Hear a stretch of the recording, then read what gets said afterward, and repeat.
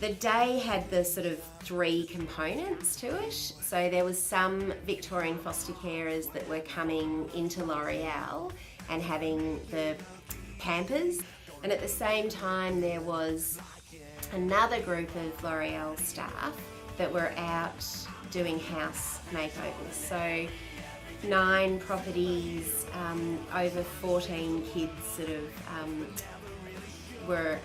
had the opportunity to have their rooms or their houses sort of done over. And so all day, again, L'Oreal staff were out there doing things. And also our newsletter got posted out, so another group of L'Oreal staff were folding and... Well, it was fantastic, but also amazing was that, you know, as beauty therapists and hairdressers do, they're great at chatting to people.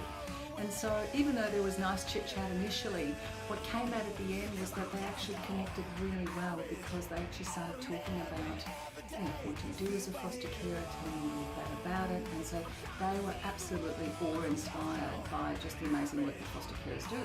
I've been doing it for about 8 years, and I came into it because I was travelling a lot for work to China and stuff, and helping out on the at the orphanages on the weekend. And then I thought, okay, well, I'll look at, say, overseas adoption first, and couldn't get into that because it came back through the Australian consulate.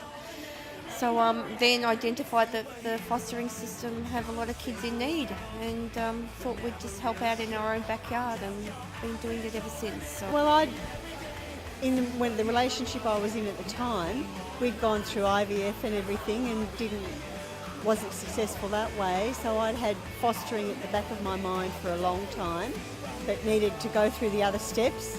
And then I thought, well, you know, we'll do the training, put our toe in, never thinking that Hayden was going to come along. Yeah.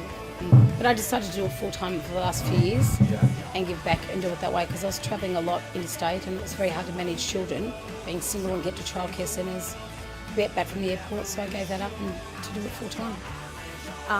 You may not be able to see as visually, obviously, as you can see my hair and makeup, the impact that I've been able to have on young people, but I can tell you that even when I'm long and gone off this planet, the impact that I've had on them will actually still be evident.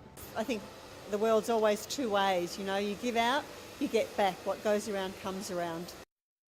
You know, we wanted foster carers to feel special, that they were a part of the community, that were sort of like unsung heroes in many ways. They're there, they do their job, they get on with it, and but they do extraordinary things, and people don't really know that. I think they're absolutely sensational, because I guess people who do foster care don't put their hand up and say, I'm doing a sensational job. They're sort of the really quiet, unsung heroes, if you think, and there's not a lot people give back to them. Look, I just think that also we need to consider that these people taking on children in their own homes are volunteers, and there's never enough reimbursement for what these volunteers do, and they rarely ask for anything. And so times like this where we can, you know, actually make a difference, I think is really valuable, and shows our appreciation to those people that for 24/7 are minding, you know, other people in the community's children to give them better opportunities.